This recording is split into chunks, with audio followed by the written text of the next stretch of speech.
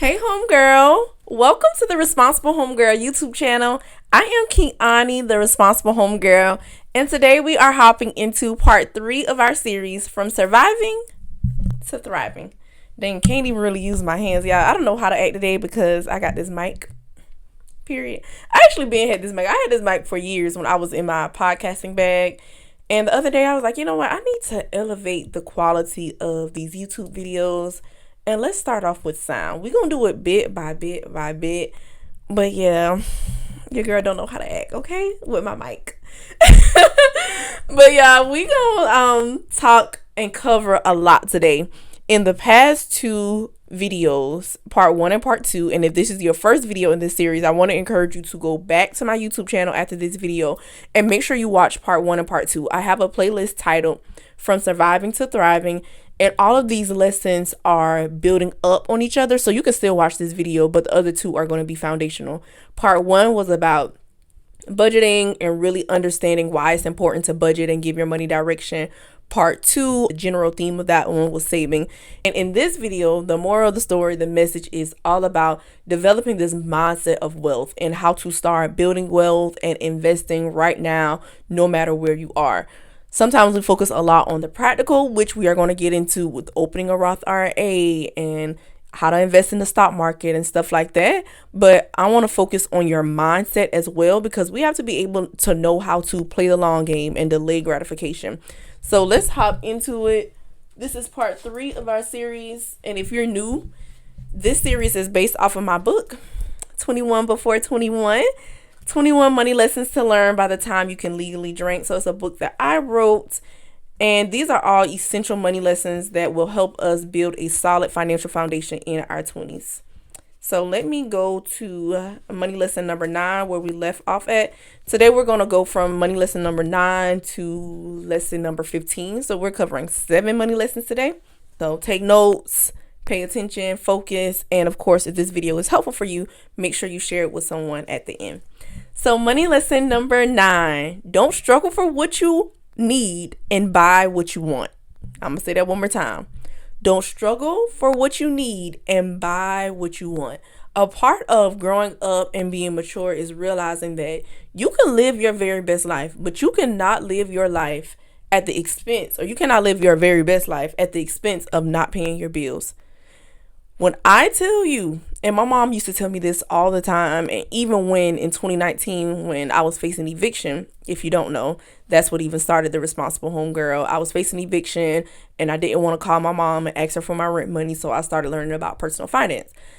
Now, prior to me even getting this apartment, I asked my mom, did she think it was a good idea? Should I do it? And she was like, absolutely not. You've been staying on campus for 3 years now. The bills come like clockwork. You pay one, another one is due. And when I tell you that is the God honest truth, and if you are grown with bills and have paid bills before, you know it's the truth. Oftentimes, because we want what we want right now, we don't know how to say, okay, because I got these priorities, let me focus on my priorities, and then with my excess, I can go do whatever I want to do. We got it flipped. And that is a mental thing. We cannot buy whatever we want and then struggle for what we need. We cannot go live our best life and then pick up the phone and call somebody to ask to borrow money. So hear me when I say it's nothing wrong with living your best life. But when you get paid, the first thing you want to do is budget your money. You want to budget your money. You want to make sure that you are paying your bills on time. And then with whatever you have left, go all out. Go live your best life. Make sure you are working towards your financial goals. Your wants do not come before your needs. And I know that is very elementary, but it is so important. Your wants do not come before your needs. Now, let me break this down even more. You need clothes. You need a roof over your head. You don't necessarily need an essential sweater or a Gucci sweater or a Gucci hoodie. You don't necessarily need a luxurious apartment where you're overseeing the city. You don't need that. Those are wants. So we're going to talk about this later too, with making sure you put your numbers down on paper and it actually making sense. But don't be the person that just buys whatever they want and then later on you struggling for what you need. So that's money lesson number 9. If you get paid and about 2 weeks later, you like, dang, where did my money go? Or you're sick and tired of being sick and tired of checking your bank account every single time it's time for you to pay something, whether that's a bill or your food at your favorite restaurant. I need you to download this guide that I made just for you. It's called Where's My Money Going? 4 accounts that every single person needs to get their money organized. Click the link in the description box and let's figure out together, where's your money going? Let's get back to the video. Money lesson number 10. Give. Giving is so slept on, and it is very important to give, because giving is not only beneficial to the other party, but it brings you joy, fulfillment. I don't know if you have ever just gave something and you felt real good, or even around Christmas time. Like, sometimes I can't even hold water. I'll be like, you want your gift? Like, girl, just guess what I got you. Think about it. You ain't gonna never guess. And even though it's Christmas time and that's like, okay, we want to give gifts, we want to celebrate, you can do that all year round. I went to the College of Charleston, and if you've ever been downtown Charleston, South Carolina, you know that you will see a good bit of people experiencing homelessness. At least when me and my friends, we were living downtown, it was a good bit of folks experiencing homelessness. And I'm not gonna hold you. Sometimes, we gave them food. Sometimes we gave them money. Sometimes we walked right by them, ignoring them, acting like they did not exist. Are those my proudest moments? Absolutely not. But I share that to say, at every single level, you always have something to give. Now, I'm not saying give and then you can't pay your bills. No, you got to be wise. You have to make sure that your financial responsibilities are taken care of. But I'm talking specifically to the person who is stingy, who feel like I got to hold on to everything that I got. If you live your life with a fist that's tightly closed, and I try to give you $100 right now, you could not take the $100 because your fist is closed. But if you live your life with an open hand, you can take the $100 from me and you can freely give it. Your money should be in circulation, not you hoarding it. Yes, you need to save money. Yes, you need an emergency fund, but giving, investing, all of that keeps your money in motion. And on that note, I want to insert a video that I actually just saw this morning. One of my homeboys sent it to me and it was so good. And I'm like, ooh, I got to put this in the YouTube video. So watch this and we're going to come back. And what do you plan to do? We want you to save it for us, so we can be rich like you. Well, saving is the first important step, no doubt. But money is something you should learn more about. I'm not the richest duck in the world today because I just salted my money away. And that's how I became rich, making the little slices grow. Money shouldn't be idle and must be put to work, you know. Oh, yeah? How about all that idle dough you got stashed away? Oh, no, lads. This is just petty cash. Moves in and out each day. If I sat on my money, I might just as well be stranded on a desert island for all the good 'twould do me. I couldn't eat it, couldn't wear it, couldn't use it. Money should never stagnate, but like ocean currents, circulate. Like the ocean currents control the world's weather, you see, circulating money controls the economy. Money must keep moving to fulfill its obligation. And if you squeeze it too tight, you'll stop its circulation. That's a bunny one, and how true. So as you can see, your money is supposed to be in circulation. And I am a strong believer that you will reap what you sow. There is not a world where you don't reap what you sow. Please understand that. One scripture that is one of my faves that I always lean on when it comes to giving is Proverbs 11:24-25. And it says, give freely and become more wealthy. Be stingy and lose everything. The generous will prosper. Those who refresh others will themselves be refreshed. So again, I want you to live with an open hand, knowing that we are all blessed to be a blessing. And it's not about the amount that you give. It was never about the amount. I think about giving as a trust game. I think about giving as a way to say, I got money. Money don't got me. Money do not have me in a chokehold. Money is not my master. The same way I receive it, I can give it out and I can keep it in motion. All right, money lesson number 11. Open a Roth IRA. So a Roth IRA stands for Individual Retirement Account. Now, when it comes to retirement, typically we think about our 401k or Social Security. I learned about a Roth IRA by reading this book called The Automatic Millionaire. And I read the book in 2019. I will never forget. I was working at this hotel called the French Quarter Inn. This was after my whole eviction situation. And as a front desk person, we had to be downtown and kind of like know what was going on in the Charleston area. So when guests would come in, we can give them recommendations on things to do. So this particular day, I was on like the horse and carriage ride situation. If you ever been in Charleston during the summertime, they're like everywhere. So I overheard this couple talking about real estate. And I can't remember the conversation, but I knew that they were real estate investors. And I had just started reading and listening to podcasts. I was like, oh, shoot, like, dang, look at God, putting somebody right here. So after the ride was over, I went up and introduced myself, told them that I was a student at the College of Charleston, and I heard their conversation, and I would love to learn more about what they do and would love if they could mentor me. She was so warm, so nice. It was this Asian woman and a white man. And she was like, she loved my drive, and she was happy that I actually even came up and spoke to her. And she was like, I don't mind mentoring you at all, but the first thing I want you to do is read The Automatic Millionaire, and don't call me until you read this book. So I was like, okay, like, I'm gonna read the book and then I'm gonna be on your line. So I purchased the book the next day, read the book. When I tell you it was a game changer, it was a game changer. And in that book, I learned about a Roth IRA and why we need to open up a Roth IRA. Now, at the time, I did not have the money to get a Roth IRA, but that next semester when I got my refund check, I said, oh, I'm opening me up a Roth IRA, and I started an account with $1,000. Now, the benefits and the perks of a Roth IRA is you get to put money in that account for retirement tax free. So later on, when I turn 59 and a half, 60, 65, whatever, and I start pulling money out of this account, I do not owe the United States of America a dime of that money. Now, why is that important? Buckle up.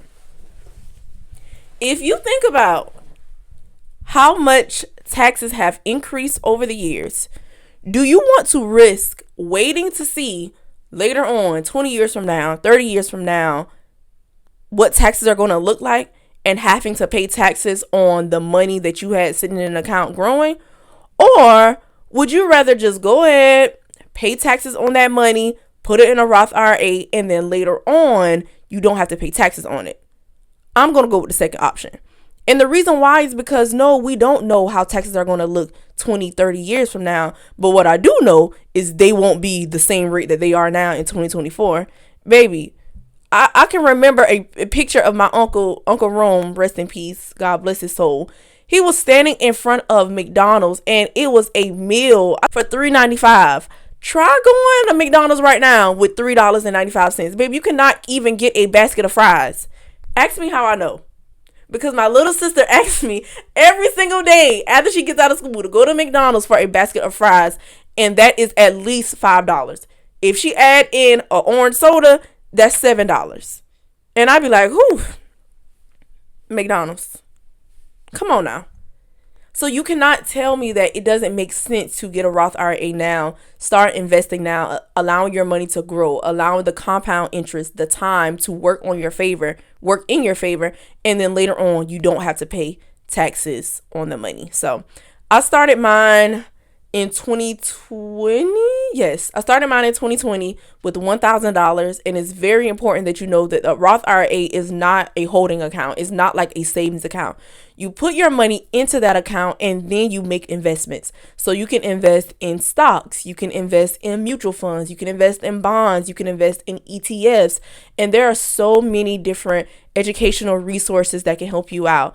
I decided to go with Fidelity because of all of the resources and tools that they have there to help you. And even if you want to get a robo-advisor, you can.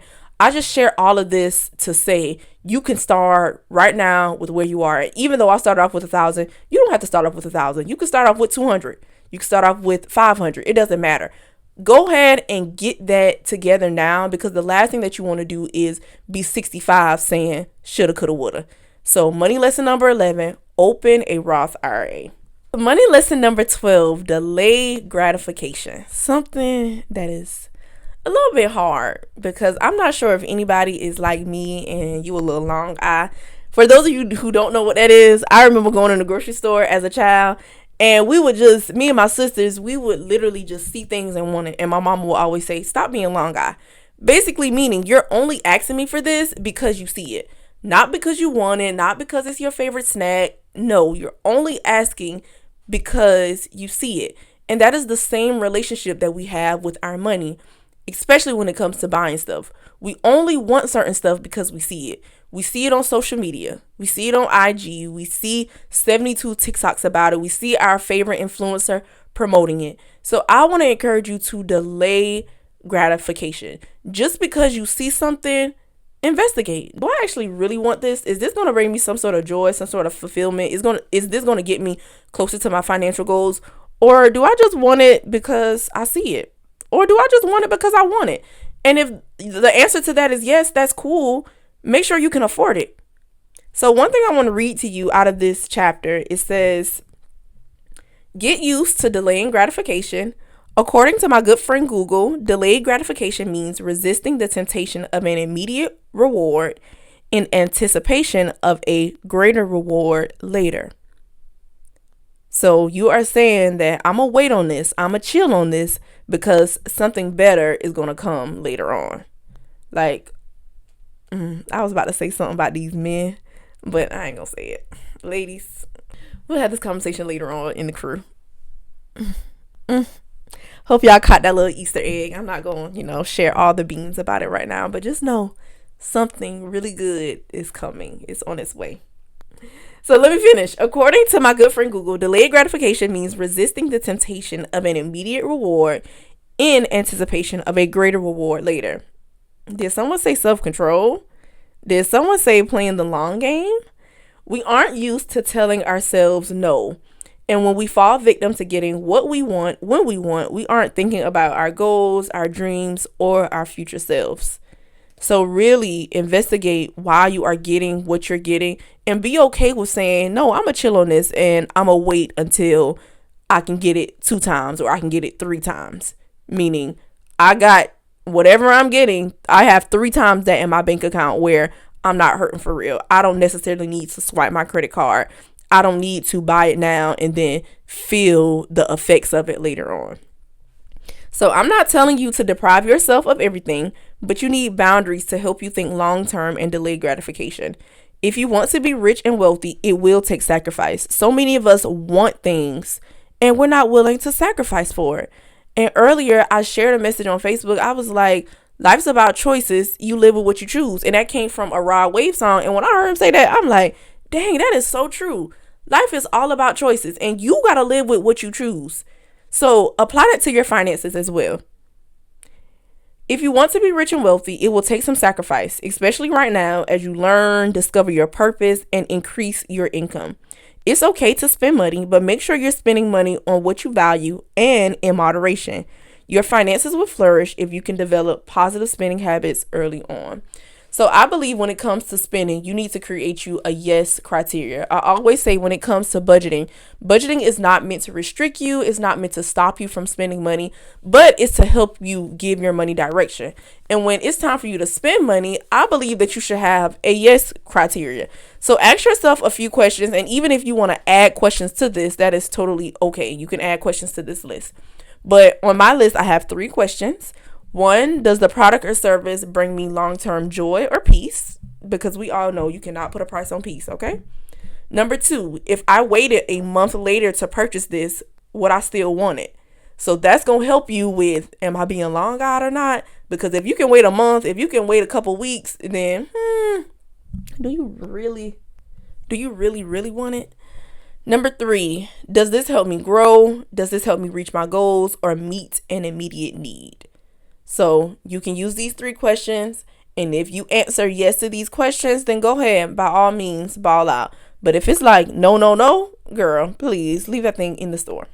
In part 1 of this series, From Surviving to Thriving, it was all about budgeting and building a solid financial foundation. I created a budgeting course. It was once a paid course, so you know it was really good. But now it is totally free just for you. Click the link in the description box if you want to learn how to budget step by step so that your money is organized and you can get a firm understanding of where your money is going. So now, money lesson number 13, spend money on what you value. I always talk about this, especially when I'm teaching about budgeting, because this is so important. We get so hooked up on spending money trying to impress people who do not care. And that's the last thing that we want to do. And in the book, I have written here, I hate the B word. And I'm not talking about the curse word. I'm talking about the word broke. And so many of you say, I'm broke, I'm this, I'm that. And I hate it because our words have so much power, and you might be making broke decisions and you might be doing broke things, but that does not mean you're broke. And we're having this conversation right now so you can make better and more responsible financial decisions. But I'm telling you, the quickest way to actually be broke for real is if you are out here spending money on things trying to impress people who do not care, living above your means, and not really paying attention to where your money is going. You will always abuse what you don't know how to use. Period. You will always abuse what you don't know how to use. So if you are not using money as a tool, if you are not saving, spending, investing, and giving, eventually you gonna be BROKE. Hear me very clearly. So when it comes to spending, make sure you are spending money on what you actually value, what brings you joy, what brings you fulfillment, what is going to help you get closer to your dreams. Spend money on those things. Get in the habit of investigating your purchases and dig below the surface. When you look up years later, you don't want to realize that you spent your money on stupid stuff. You get to define what stupid is, because something stupid to me might not be stupid to you.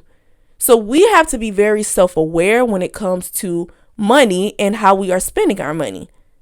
So again, you don't want to look up years from now and realize, dang, I don't have nothing to show for what I worked hard for.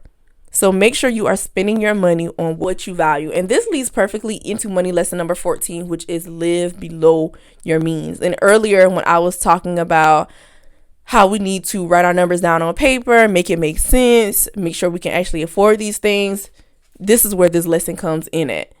Your time is going to come. I don't know who needs to hear this, but your time is going to come. Do not be in a rush to get bills, to get all of these different things that you can't afford for real. A lot of us like the aesthetic of something. It's no way I would have a foreign car, but don't own a house to park it in the driveway. That makes no sense to me. But again, when it comes to spending money, you get to spend your money how you want to spend your money. Nobody can tell you how to spend your money, but it should make sense. So I don't know who needs to hear this, but understand that your time will come. Live below your means and make sure that any financial decisions that you are making, that they are actually in alignment with the income that you're bringing in and the expenses that you have to pay out every single month. Because no matter what, the bills are going to come like clockwork. And I want to read a small portion of what I have in this section.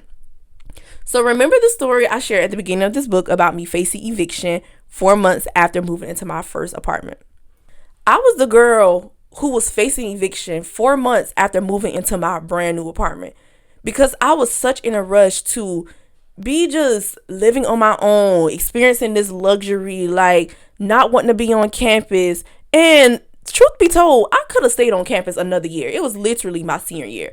I thank God that I did not do it, because had I not moved off campus and went through all I went through, there would be no responsible homegirl. But I just think about how many of us are in financial troubles and we're struggling financially because it's just not our time yet. And we're trying to rush the process. So again, I don't know who needs to hear this, but your time will come. Live below your means. Make it make sense. Pull out a blank sheet of paper or get the Responsible Homegirl Budgeting Planner. Shameless plug. And write them numbers down. Because at the end of the day, you have to live with the decisions that you make, and the financial responsibilities that you have are your financial responsibilities. They are not your mama's, your cousins, your sisters. And I'm saying that because when we get in a tough spot and our back is against the wall, we typically either call on somebody to help us out, or we just try to figure it out on our own and we're embarrassed and we're ashamed. And I'm not saying this from a place of judgment because I've been there before. I'm saying this from experience. So again, I don't know who needs to hear this, but your time will come. Live below your means. Do not be in a rush. So I want to share a little bit from this section here. I was so excited to get an apartment that I didn't count the costs. And we have to start counting the costs of our financial decisions. I was more concerned about getting the apartment. I didn't think about keeping the apartment. I'm telling you, it is so easy to get a thing. Getting something is the easiest thing to do, especially if you got okay, decent credit. You can get something, but can you keep it? You can get money. You can go to work all day long, but can you keep it? So let's not just be people who focus on getting a thing, but actually be people who focus on the sustainability of it, keeping it. Don't be like the old me. When making decisions about acquiring financial responsibilities, whether it's an apartment, a car, a house, a trip with your friends, think long term and put the numbers on paper to ensure they make sense. At the end of the day, bills come like clockwork. And before you know it, you'll be frustrated, sad, and mad. Okay? All of the emotions. Because you bit off more than you can chew. If the numbers don't make sense, save yourself the heartache, headache, and financial stress by avoiding that financial responsibility. Living below your means is of utmost importance because it's not about what you make, but what you can keep. The relief and the security of living within your means is a feeling you can't put a price on. That was so beautifully written. Go, Kiki. Sometimes you gotta toot your own horn, okay? Listen, when I tell you everything that I write about, I teach about is from experience. And that's why I can share financial education from a place of relatability and empathy. And I can be as real as it gets because I have made so many dumb decisions for the look of a thing. Bump all that. Please, please, please, please. Nobody cares. And I'm going to just leave it on that note. All right, our last and final money lesson for this video in part 3 of our series from surviving to thriving is be an owner, not just a consumer. One of my favorite money lessons. So a couple of weeks ago, I went to this conference. I was speaking at this conference in Myrtle Beach, Be Well, Care Well conference. And a woman asked me about beginning to invest and how to do it, And I said, the first thing that we should start off with is very surface level. We all need to own what we consume. So I said, if you have an iPhone in here, raise your hand. So probably about 98% of the room raised their hand. It was very few people with Androids in there. Raise your hand. So I said, okay, cool. Love it. Team iPhone. Let's go. I said, okay, raise your hand if you own an Apple stock. It was myself and 2 other ladies. I said, y'all do know an Apple stock costs less than our iPhones, right? And everybody was like, wow. Wow. So that's very surface level. Your favorite companies, your favorite brands, these places that we freely and easily give our money to. I'm talking Facebook, Meta. Like, even if you don't shop on Facebook, but you're scrolling on Facebook, you're scrolling on Instagram, all of these different things that later on influence our purchasing decisions. So Meta, Amazon, Apple, Walmart, all of these different companies that we consume, we should be owners in. So I want you to adopt an ownership mentality. Don't just be a consumer, be an owner. And when it comes to investing in the stock market, it's no different than saying, okay, I go to Pizza Hut. And a matter of fact, no, because Pizza Hut is not my favorite. I'm going to go to Papa John's. Papa John's is my favorite. And they're not paying me for this. But hopefully, one day we can work together. But I go to Papa John's. I get a box of pizza. And you watching this video, you like, ooh, Key, that pizza look real good. Can I have a slice? And I'm like, sure, you can get a slice, girl. But give me $2. So I give you a piece of my pizza. You give me $2. And now you own that piece of pizza. You don't own my whole box of pizza, but you do own the slice that I gave you in exchange for your $2. So that's the same with the stock market. When you are investing in a company, you are saying, let me get a piece of that. So in the example with Apple, If I buy a Apple stock, if I buy one share of Apple, I am essentially getting one piece of Apple's pizza.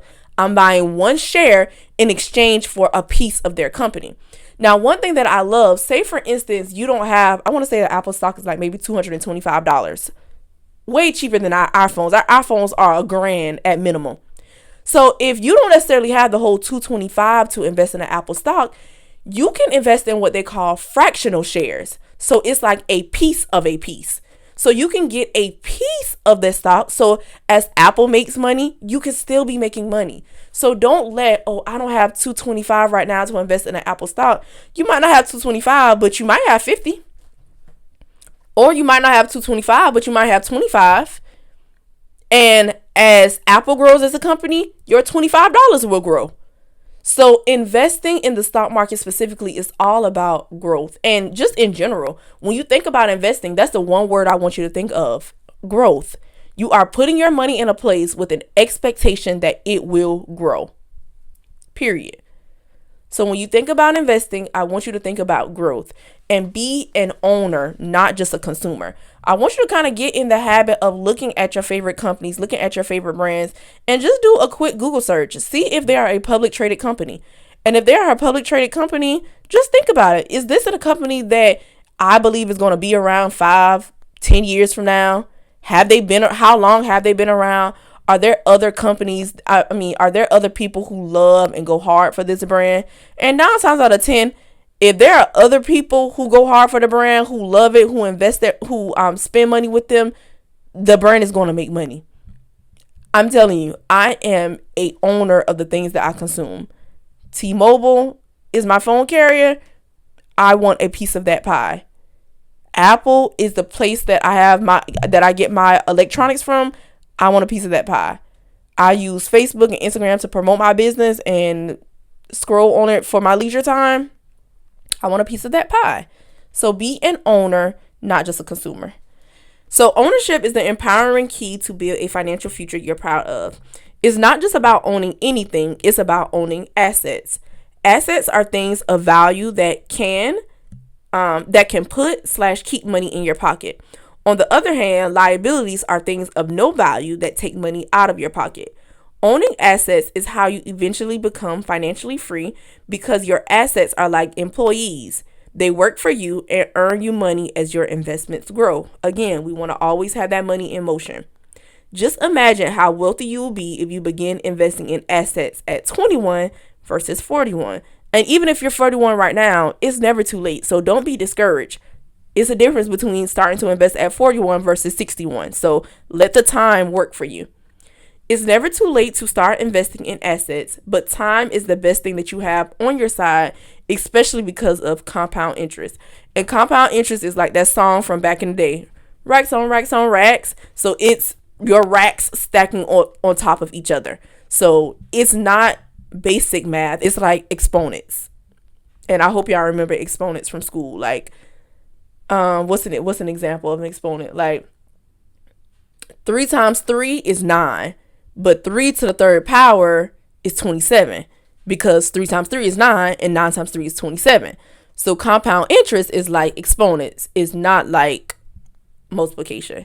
Thank you, God, for that, because y'all, I had never ever said that, but that's brilliant.